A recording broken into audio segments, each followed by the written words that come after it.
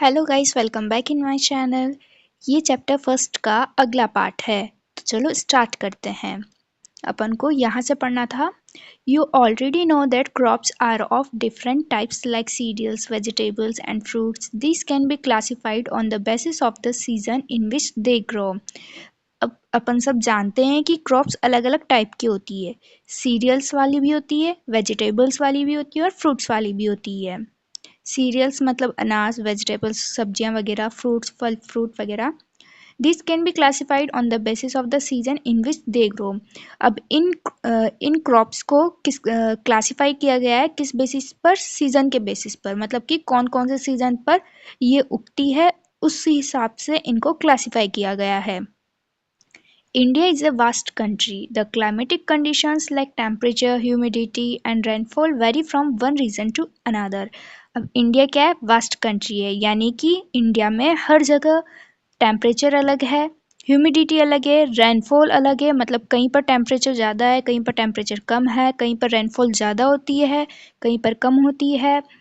तो इंडिया में हर एक जगह का क्लाइमेटिक कंडीशन अलग अलग है। Accordingly, there is a rich variety of crops grown in different parts of the country. Despite this diversity, two broad cropping patterns can be identified. These are, अब देखो इन सबको देखते हुए इंडिया में क्रॉप्स को टू टाइप से define किया गया है: खरीफ क्रॉप और रबी क्रॉप।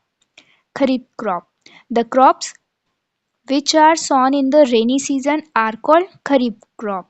ये कौन सी क्रॉप है? जिनको बारिश के समय, रेनी सीजन्स में उगाया जाता है, बारिश के टाइम पर उगाया जाता है, उन्हें खरीफ क्रॉप्स कहते हैं। और इस कब से कब तक उगाई जाती है ये?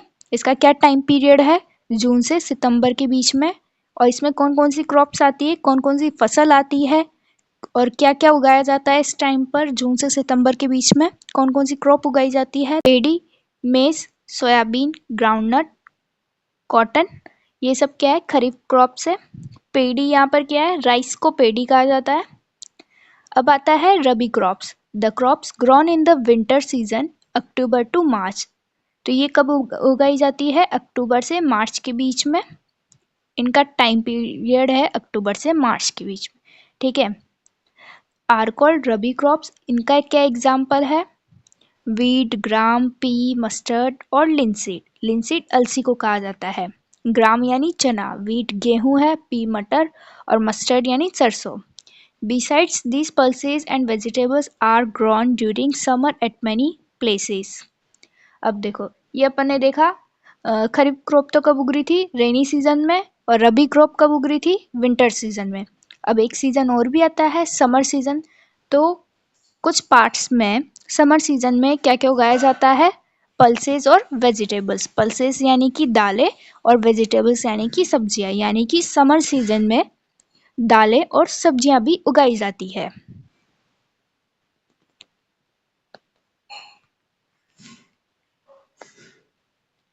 अब देखते हैं basic practices of crop production, यानी कि फसल को उगाने के लिए क्या क्या करना पड़ता है, क्या क्या प्रोसेस होती है, कैसे फसल उगती है, कैसे क्या होता है। तो चलो स्टार्ट करते हैं अपन। अब यहाँ पर क्वेश्चन पूछा गया है, why paddy can not be grown in the winter season, यानी कि चावल की खेती विंटर यानी कि सर्दी के सीजन में क्यों नहीं की जाती है। तो यहाँ पर है, paddy requires a lot of water, therefore it is grown only in the rainy season. Paddy की जो फसल है, यानी कि जो चावल है, उसको बहुत ज़्यादा पानी की रिक्वायरमेंट होती है उगने के लिए, तो इसी वजह से इसको रेनी सीजन में उगाया जाता है। अब अगला है, cultivation of crops involve several activities undertaken by farmers over a period of time. फसल को उगाने के लिए फार्मर्स को बहुत अलग अलग एक्टिविटीज करनी पड़ती है। You may find that these activities are similar to those carried out by a gardener or even by you when you grow ornamental plants in your house। और ये एक्टिविटीज़ बिल्कुल उसी तरीके से जैसे अपन या तो घर पर ऑर्नामेंटल यानी कि सौंदर्य वाला plants, only for show piece वाला अपन प्लांट्स उगाते हैं ना, सुंदर दिखने वाले, उनको कहते हैं ऑर्नामेंटल प्लांट्स। या फिर गार्डनर कोई एक पौधा उगाता है, उसको कितनी मेहनत लगती है एक पौधा उगाने के लिए, सेम वैसे ही फार्मर को बहुत मेहनत लगती है फसल उगाने में। These activities or tasks these activities or tasks are referred to as agriculture practices which are listed below। अब एग्रीकल्चर प्रैक्टिसेस के अंदर 7 स्टेप्स है। सबसे पहली है प्रिपरेशन ऑफ सॉइल, सॉइल को प्रिपेयर करेंगे। सॉविंग यानी कि उगाएंगे, किसको, बीज को, seed sowing. Adding manure and fertilisers, manure और फर्टिलाइजर ऐड करेंगे। इरिगेशन करेंगे। प्रोटेक्टिंग फ्रॉम वीड्स, फिर है हार्वेस्टिंग एंड देन स्टोरेज। तो चलो एक एक स्टेप को अपन पढ़ते हैं। फर्स्ट है preparation of soil. The preparation of soil is the first step before growing a crop.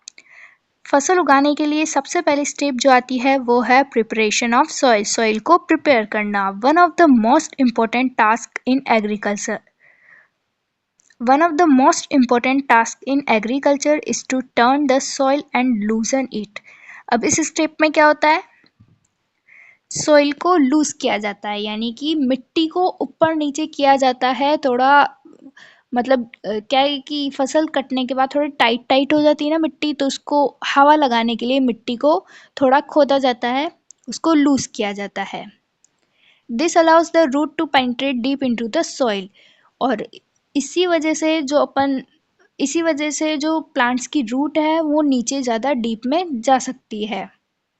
अगर अपन सोइल को लूज करेंगे तो प्लांट की जो रूट है वो नीचे जाएगी नहीं जाएगी। अगर नीचे का मिट्टी ज़्यादा टाइट रहेगा तो रूट कैसे नीचे जाएगी। तो अपन क्या, मिट्टी को क्या है थोड़ा ऊपर नीचे करने पर थोड़ी जगह मिल जाती है रूट्स को अंदर जाने के लिए, ज़्यादा सोइल के डीप में जाने के लिए। The loose soils allow The loose soil allows the root to breathe easily even when they go deep into the soil। अगर soil loose रहेगी तो roots को breath करने में आसानी रहेगी, चाहे वो कितना भी deep में क्यों ना चल जाए। soil के अंदर, मिट्टी के अंदर roots कितनी भी deep में क्यों ना चल जाए, गहराई में क्यों ना चल जाए, लेकिन अगर soil loose रहेगी, क्या बोलते हैं, थोड़ा मिट्टी थोड़ी पोली रहेगी, पोला वर्ड यूज़ करते हैं इधर। मिट्टी अगर थोड़ी पोली रहेगी मतलब कि उसमें इतनी टाइट नहीं रहेगी, तो रूट्स भी आसानी से हवा को ले सकती है, ब्रीथ कर सकती है, चाहे वो कितने भी मिट्टी के अंदर क्यों ना चल जाए। Why does the loosening of soil allows the root to breathe easily. अब ये क्वेश्चन है कि सॉइल की लूजनिंग से रूट्स आसानी से कैसे ब्रीथ करती है। The loosened soil helps in the growth of earthworms and microbes present in the soil। अब जो लूज सॉइल है वो क्या करती है, अर्थवर्म और माइक्रोब्स की ग्रोथ में हेल्प करती है।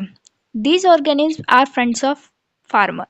इन ऑर्गेनिज्म को क्या कहा जाता है, फार्मर का फ्रेंड कहा जाता है, किसको, अर्थवर्म को और माइक्रोब को। Since they further turn and loosen the soil and aid humus to it। अब ये एनिमल्स यानी कि अर्थवर्म, एनिमल्स नहीं, मेरे को ऑर्गेनिज्म बोलना चाहिए, यानी कि अर्थवर्म और माइक्रोब ये क्या करते हैं, ये सॉइल को लूज करके उसमें क्या करते हैं, ह्यूमस ऐड करते हैं। कौन करता है, अर्थवर्म और microbe. But why the soil needs to be turn and loosen. अगर ये मतलब कि अगर ये ऑर्गेनिज्म सॉइल को लूज करने का काम कर रहे हैं, उसमें ह्यूमस ऐड करने का काम कर रहे हैं, तो फिर हमें सॉइल को लूज करने की क्यों आवश्यकता पड़ी। You have learnt in the previous classes that soil contain minerals, water, air and some living organism। आपने पहले की क्लासों में पढ़ा होगा कि जो सॉइल है उसके अंदर क्या क्या होता है, मिनरल होता है, वाटर होता है, एयर होता है और कुछ लिविंग ऑर्गेनिज्म होते हैं। In addition, dead plants and animals get decomposed by soil. In addition, dead plants and animals get decomposed by soil organism। और यही नहीं, जो डेड प्लांट्स होते हैं और एनिमल्स होते हैं वो किसके द्वारा डिकम्पोज किए जाते हैं, सॉइल ऑर्गेनिज्म द्वारा। In this way, various nutrients in the dead organism are released back into the soil। और इस प्रोसेस से क्या होता है, जो एनिमल्स के जो न्यूट्रिएंट्स है, विटामिन मिनरल न्यूट्रिएंट्स से डिकम्पोज होने के बाद वो किस में मिल जाते हैं, सॉइल में, मिट्टी में मिल जाते हैं। These nutrients are again absorbed by plant और यही nutrients किसके द्वारा absorb किए जाते हैं, plants के द्वारा। तो जो जाइलम और फ्लोएम है, प्लांट्स में जो ये जाइलम और फ्लोएम प्रेजेंट होते हैं, ये दोनों प्लांट्स को न्यूट्रिएंट्स प्रोवाइड करने का काम करते हैं। फ्लोएम तो क्या करता है, फूड प्रोवाइड करता है, और जाइलम क्या करता है, वाटर और मिनरल्स प्रोवाइड कराता है। Since only a few centimeters of the top layer of soil supports plant growth, तो ऊपर की कुछ सेंटीमीटर तक की, जो ऊपर की जो सॉइल की टॉप लेयर होती है, वो प्लांट ग्रोथ को सपोर्ट करती है। Turning and loosening of soil brings the nutrients rich soil to the top.